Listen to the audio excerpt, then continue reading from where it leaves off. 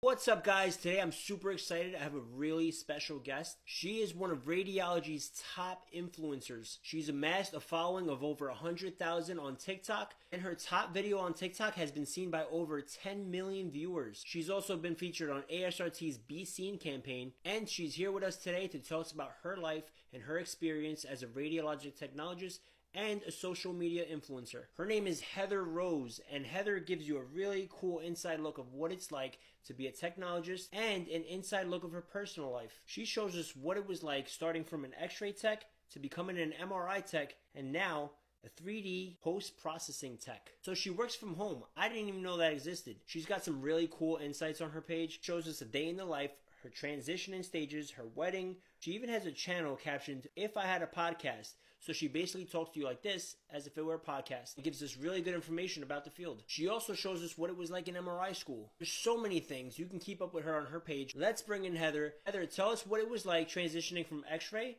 to MRI to 3D pre-post processing tech, and of course a social media influencer. You've inspired so many people to join the field. So many people want to be like you. Tell us what it's like to be you and how you transition from all these stages in your career. And are you going to make any more transitions, or is this where you're happy? Ladies and gentlemen, Heather Rose. Go ahead, Heather. Hi Diego, and thanks for such a thoughtful introduction. So you are right, I started as an x-ray tech, I moved on to MRI, and now I work in 3D post-processing. It's crazy to think that I've had TikTok throughout all of these life transitions, and I've literally changed careers 3 times in the last 3 years. So I started off as an x-ray tech, and I knew immediately that I wanted to go into MRI, so I began my MRI program literally 3 months after I graduated x-ray school. I got a full-time job in MRI pretty quickly, and I worked there for about 2 years. And quite honestly, the opportunity to go into 3D post-processing just kind of fell on my lap, and I got really lucky. Right now, I work from home, and I mainly do post-processing for CT exams. And that's why I say I got super lucky, because I have no CT background, only MR and x-ray. But it was super easy to learn. I'm 6 months in now and fully trained,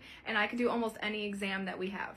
You know, I started my social media channel to try and promote radiology because not many people know it existed as a career option, but now I'm promoting post-processing to radiology techs because most people don't even know that that exists. So I'm super happy and thriving in my post-processing career right now, and I honestly have no idea where the future is going to take me. I know that there's a lot of openings and progression in the imaging field, and it's ever changing, so I have no idea where I'll end up even 30 years from now, but right now I'm super happy in post-processing. Thank you, Heather, and thank you so much for your time. Guys, go ahead and give her a follow at Heather Rose. Thank you guys for joining us. We'll be back next week with another radiology guest. Take care.